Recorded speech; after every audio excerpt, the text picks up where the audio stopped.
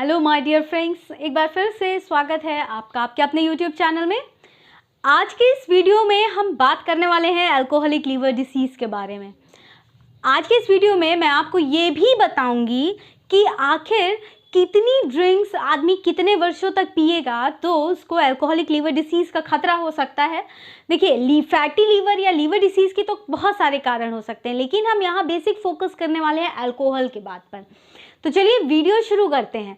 आप वीडियो में अंत तक बने रहिएगा। वीडियो के माध्यम से मैं आप तक बहुत सारी जानकारी जो आपकी रोज़मर्रा ज़िंदगी में भी उपयोगी होगी वो बताने की कोशिश करूंगी। तो चलिए वीडियो शुरू करते हैं।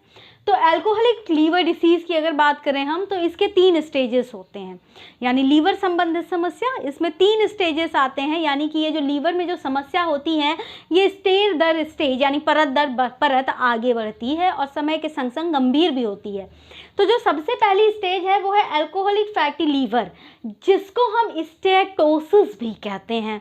इसमें क्या होता है, लीवर के आसपास फैट का एक्यूमुलेशन होने लगता है। ठीक है, फैट के ड्रॉपलेट्स एक्यूमुलेट होने लगते हैं, इकट्ठा होने लगते हैं। ये स्थिति कैसी होती है, रिवर्सिबल होती है, दवा लेने से ठीक हो जाती है। अब मैं आगे अगर इसको ये आगे जब प्रोग्रेस करती है तो उसमें क्या होता है, लीवर में एक्यूट लेवल पे इन्फ्लेमेशन होने लगता है और उस स्थिति को कहते हैं अल्कोहलिक हेपेटाइटिस। ठीक, फिर अभी ये स्टेज जब तीसरी अवस्था की तरफ बढ़ती है जो कि इरिवर्सिबल फॉर्म होता है, उस स्टेज को कहते हैं अल्कोहलिक सिरोसिस, जिसमें जो लीवर की सेल्स होती हैं उसमें नेक्रोसिस भी होने लगता है। साथ ही साथ ये जो लीवर सिरोसिस में क्या होता है, परत दर परत चीज़ें हटने लगती हैं। तो इस स्थिति में क्या होता है, ये इरिवर्सिबल होता है और इसकी वजह से पोर्टल हाइपरटेंशन भी हो सकता है। अब देखिए, अगर ये सवाल हम आपसे करें कि एक्चुअल में 1 अल्कोहलिक ड्रिंक की अगर मैं बात करूं तो वो कितने ml का होता है, तो देखिए, अगर हम एक अल्कोहल ड्रिंक की बात करें एज पर Center of Disease Control and Prevention CDC के हिसाब से अगर मैं बात करूं तो एक अल्कोहल ड्रिंक जो है वो आधे आउंस का या फिर 13.7 ग्राम प्योर अल्कोहल का एक ड्रिंक होता है। अगर हम एक ड्रिंक बोल रहे हैं तो यानी कि हम आधे आउंस या फिर 13.7 ग्राम प्योर अल्कोहल की बात कर रहे हैं। तो अब ये जो 13.7 ग्राम प्योर अल्कोहल होता है ये किसके बराबर होता है, ये 12 आउंस बियर के बराबर होता है, 8 आउंस माल्ट लिकर के बराबर होता है, 5 आउंस वाइन के बराबर होता है और 1.5 आउंस 80 प्रूफ हार्ड लिकर के बराबर होता है, 40% अल्कोहल। ठीक है, अब देखिए, अगर कोई व्यक्ति लगभग 5 सालों तक लगातार 30 से 50 ग्राम अल्कोहल का कंजम्पशन हर दिन कर रहा है, जबकि centre for disease Control and prevention ने बताया है कि एक अल्कोहल ड्रिंक कितनी की होती है, 13.7 ग्राम। लेकिन अगर वहीं कोई व्यक्ति प्रतिदिन 30 से 50 ग्राम अल्कोहल ले रहा है और लगातार ले रहा है, हर दिन ले रहा है, तो वो अपने आप को अल्कोहलिक लीवर डिसीज़ के तरफ ले जा रहा है धीरे धीरे। अब आपको बताऊं कि कैसे लोगों को रिस्क है कि उनको ये समस्या हो सकती है। तो अगर मैं रिस्क की बात करूं तो रिस्क, अगर कोई मेन है, अगर वो हफ्ते में 14 ड्रिंक पी रहे हैं या फिर किसी ओकेजन पे 7 से ज़्यादा ड्रिंक लगातार एक बार में पी रहे हैं, तो रिस्क है उन्हें अल्कोहलिक फैटी लीवर होने का। और अगर वहीं मैं विमेन की बात करूं, फीमेल्स की बात करूं, तो अगर वो एक हफ्ते में 7 से ज़्यादा ड्रिंक पी रही हैं या 3 से ज़्यादा किसी ओकेजन पे ड्रिंक पी ले रहे हैं, तो ये रिस्क फैक्टर है। ऐसे लोगों में लीवर संबंधित समस्या, अल्कोहलिक लीवर संबंधित समस्या होने के चांसेस बहुत ज़्यादा बढ़ जाते हैं दोस्तों।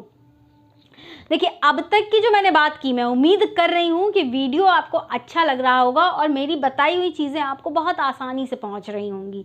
तो अब देखिए, मैं आगे बढ़ती हूँ। आप में से कुछ लोगों का सवाल ये हो सकता है, जो मैं बताना भूल गई, कि 1 आउंस कितने के बराबर होता है। तो दोस्तों, 1 आउंस जो है लगभग 29 ml मिलीलीटर के बराबर होता है। तो यहाँ पे यही मैं अगर आउंस की बात कर रही हूँ, 12 आउंस मैंने बोला, तो आप 12 × 29 कर लेंगे तो आपको ml में अमाउंट मिल जाएगा, ठीक है। यानी कि अगर 12 × 29 आप कर लें तो उतने ml बियर अगर कोई व्यक्ति पीता है तो उसका मतलब है कि वो इतने ग्राम प्योर अल्कोहल का कंजम्पशन उसने अपने शरीर में कर लिया है, ठीक है। तो दोस्तों आगे बढ़ते हैं, आगे आपको ये बताना है कि अल्कोहल हमारे शरीर में जाता है तो एग्जैक्टली होता क्या है, ये जानना भी तो ज़रूरी है। जो लोग अल्कोहल का कंजम्पशन करते हैं उन्हें ये पता होना चाहिए कि एग्जैक्टली अल्कोहल अंदर जाके क्या कर रहा है। देखिए, अल्कोहल या फिर शराब मेटाबॉलिज्म कैसे होता है, इसके मेटाबॉलिज्म में 2 एंजाइम की बहुत मुख्य भूमिका है। मैं ज़्यादा डीप में नहीं जाऊंगी, जितना ज़रूरी है उतना ही आपको बताऊंगी। ये वीडियो मेरा डिप्लोमा के स्टूडेंट्स के लिए भी कुछ हद तक यूज़फुल हो सकता है, तो वो भी चाहें तो इस वीडियो को गौर से देख सकते हैं। देखिए, 2 इम्पॉर्टेंट एंजाइम्स है, अल्कोहल डीहाइड्रोजिनेज और एल्डिहाइड डीहाइड्रोजिनेज।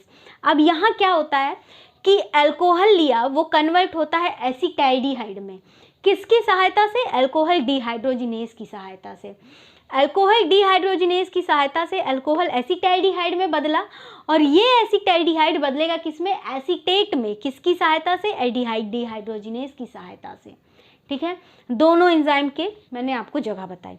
अब देखिए, इस दौरान क्या होता है कि NAD जो है NADH में कन्वर्ट होता है, निकोटीन एडेनिन डाइन्यूक्लियोटाइड जो है NADH में कन्वर्ट होता है और ये फर्दर क्या फॉर्म करता है, ग्लिसरॉल फॉस्फेट, यानी लाइपोलिसिस हो रही है, ग्लिसरॉल फॉस्फेट का फॉर्मेशन कर दिया। जब ग्लिसरॉल फॉस्फेट का फॉर्मेशन हुआ तो फैटी एसिड जो था ये इससे जाके बाइंड हुआ और जब ये फैटी एसिड इससे बाइंड हुआ तो ये कन्वर्ट हो गया ट्राइग्लिसराइड में और ये ट्राइग्लिसराइड में कन्वर्ट हो गया तो ये जाके लीवर में इकट्ठा होगा। ये तो मेटाबॉलिक प्रोसेस है अल्कोहल की। अगर अब पेशेंट ने अल्कोहल लिया, यही प्रोसेस अगर यही लाइपोलिसिस रुक जाए ना, ये लाइपोलिसिस रुक जाए तो ग्लिसरॉल आएगा ही नहीं और ग्लिसरॉल आएगा नहीं तो फैटी एसिड से बाइंड ही नहीं करेगा, तो बाइंड नहीं करेगा तो ये फैटी एसिड क्या होगा, लीवर में इकट्ठा हो जाएगा, ट्राइग्लिसराइड नहीं बनेगा, फिर फैटी एसिड रहेगा वो लीवर में इकट्ठा होगा और यही क्या कॉज करेगा, फैटी लीवर डिसीज, ठीक है, जिसको हम कहते हैं आंत बढ़ गई, लीवर बढ़ना, जिसमें बहुत सारी समस्याएं होती हैं, आगे देखेंगे। अब देखिए, अगर इसके बाद भी पेशेंट ने लगातार कंजम्पशन जारी रखा है तो क्या होगा, इंटरल्यूकिन जाके हिपैटोसाइट पे अटैक करेंगे जिसकी वजह से स्वेलिंग होगी और फिर अल्कोहलिक हेपेटाइटिस होगा। जो मैंने आपको बताया, अल्कोहलिक हेपेटाइटिस में हल्की सी इन्फ्लेमेशन होती है। फिर अगर पीते रहे अल्कोहल तो ऑन गोइंग इंजरी, और ऑन गोइंग इंजरी का मतलब स्केयरिंग ऑफ टिश्यू, मतलब परत दर परत टिश्यू का निकलना, जिसको कहते हैं सिरोसिस, इरिवर्सिबल इंजरी दोस्तों है ये, ठीक है। वीडियो अच्छी लगे तो लाइक कीजिएगा, चैनल पे नए हैं तो शेयर करके सब्सक्राइब बटन ज़रूर दबाइएगा। अब आइए साइन एंड सिम्टम्स की बात करूं तो जिन लोगों में ये अल्कोहलिक लीवर डिसीज़ की समस्या होती है ना, उनके साइन एंड सिम्टम्स देख लें ज़रा। उल्टी और जी तो मचलाएगा ही साथ एब्डोमिनल डिस्कम्फर्ट यानी पेट में दर्द, भूख नहीं लगेगी, वज़न कम हो जाएगा, प्यास ज़्यादा लगेगी, आँखें येलो कलर की हो जाएंगी और साथ ही साथ कमज़ोरी लगेगी, बुखार आएगा और चक्कर आएगा, फेंटिंग। इतने सिम्टम्स हैं दोस्तों इसको। अच्छा, अल्कोहलिक फैटी लीवर डायग्नोस कैसे होगा ये भी बता दूं आपको। इसमें थोड़ी साइंस थोड़ा मिली जुली बात सरकार बना के आपको चीज़ें समझाएंगे। देखिए, सबसे पहले बात तो भाई CBC कर लें, कंप्लीट ब्लड काउंट देख लें, उसमें बहुत सारे मार्कर्स के पता चल जाएंगे तो डिटेक्शन हो सकता है। तो अब देखिए, दूसरा क्या है, लीवर फंक्शन टेस्ट कर लें। लीवर फंक्शन टेस्ट करेंगे तो क्या होगा कि लीवर के 2 इंपॉर्टेंट एंजाइम एस्पार्टेट ट्रांसअमाइनेज और एलेनिन ट्रांसअमाइनेज, अब देखिए ये एलेनिन ट्रांसअमाइनेज क्या करता है कि ये प्रोटीन जो होता है ना लीवर में उसको एनर्जी में कन्वर्ट करता है। तो जब लीवर में कोई समस्या आती है तो ये AST बढ़ता है या ALT, जब इसी में कुछ इम्बैलेंस कोई बढ़ा घटा दिखा तो समझ जाना है लीवर में समस्या है। ठीक है, तो अल्कोहलिक लीवर डिसीज के केस में क्या होगा, एस्पार्टेट ट्रांसअमाइनेज बढ़ा रहेगा इन कंपैरिजन टू ALT। और फिर दूसरी चीज गामा ग्लूटामाइल ट्रांसपेप्टाइडेज भी बढ़ा रहेगा। ठीक है, देखिए वैसे तो gamma glutamyl trans and peptidase की अगर मैं बात करूं तो ये पूरी बॉडी में पाया जाता है, लेकिन सबसे अधिक मात्रा में ये लीवर में पाया जाता है। ठीक है, अगर लीवर डैमेज हो गया तो यही कहाँ आ जाएगा, ब्लड स्ट्रीम में आ जाएगा। तो ब्लड टेस्ट में पता चल जाएगा कि गामा ग्लूटामाइल ट्रांसपेप्टाइडेज अगर डिटेक्ट हो रहा है तो इसका मतलब लीवर डैमेज हो चुका है, तभी ये एंजाइम ब्लड में आया है। फिर दूसरा हाइपोएल्ब्यूनेमिया, एल्ब्यूमिन कहाँ है, लीवर में, लीवर की समस्या, एल्ब्यूमिन का लेवल कम। फिर हाइपरबिलीरुबिनेमिया, हाइपरबिलीरुबिनीमिया मतलब बिलीरुबिन का लेवल बढ़ जाना, जिसकी वजह से क्या हो रहा है, आंखें पीली पड़ रही हैं। फिर आ जाइए ट्राइग्लिसराइड का लेवल, तो ऑफ कोर्स बढ़ जाएगा ना दोस्तों, ट्राइग्लिसराइड का लेवल बढ़ना शुरू हो जाएगा।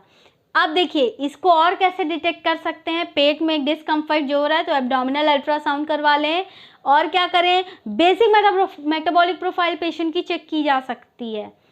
ठीक है, देखिए दोस्तों आगे बढ़ने से पहले आपको याद दिला देती हूँ कि YouTube पे हमारा एक और चैनल है 10 डायरेक्शन न्यूज़ के नाम से, जिसका लिंक डिस्क्रिप्शन में मैं शेयर करती हूँ हर बार। प्लीज़ आप हमारे उस लिंक को भी विजिट कीजिए और हमारे दूसरे चैनल को भी सब्सक्राइब ज़रूर कीजिएगा। अब इलेक्ट्रोलाइट इम्बैलेंस क्या करता है, इलेक्ट्रोलाइट डिस्टर्बेंस, जैसे कि पोटेशियम का, मैग्नीशियम और फॉस्फोरस, इन सब के लेवल में इम्बैलेंस हो सकता है। ठीक है, ये तो इतनी सारी बातें हुई। अब लीवर बायोप्सी भी की जा सकती है डिटेक्शन के लिए, लेकिन लीवर बायोप्सी थोड़ा सा प्रॉब्लमेटिक। लीवर बायोप्सी में क्या होता है, 2 से 5 सेंटीमीटर लीवर की टिश्यू निकाल ली जाती है और फिर उसको लैब में स्टडी की जाती है। बट अगर ऐसा किया तो अगर इंजरी नहीं बढ़ी तो वहाँ पे और प्रॉब्लम हो सकती है, इसलिए लीवर बायोप्सी को एकदम लास्ट में देखते हैं। फिर CA-125 का भी लेवल क्या रहेगा, बढ़ा रहेगा। तो ये जो है हमारे डायग्नोस्टिक क्राइटेरिया, और मैंने आपको अल्कोहलिक लीवर डिसीज़ क्या होता है ये सारी बातें बताई। अब दोस्तों अब आपको एक बात बता दूं, ये वीडियो पार्ट 1, पार्ट 2 में आपको इस अल्कोहलिक लीवर डिसीज़ की इलाज और दवाइयों के बारे में बताएंगे, किस हद तक ये सही हो सकती है और किस हद तक नहीं। तो अब मिलेंगे आपसे अगले वीडियो में, तब तक के लिए धन्यवाद। चैनल पे नए हैं तो लाइक ज़रूर कीजिएगा वीडियो, और सब्सक्राइब करना बिल्कुल मत भूलिएगा। अब मैं सुमन जायसवाल आपसे विदा चाहूँगी और अगले वीडियो में मिलूँगी नई जानकारी के संग। तब तक के लिए धन्यवाद।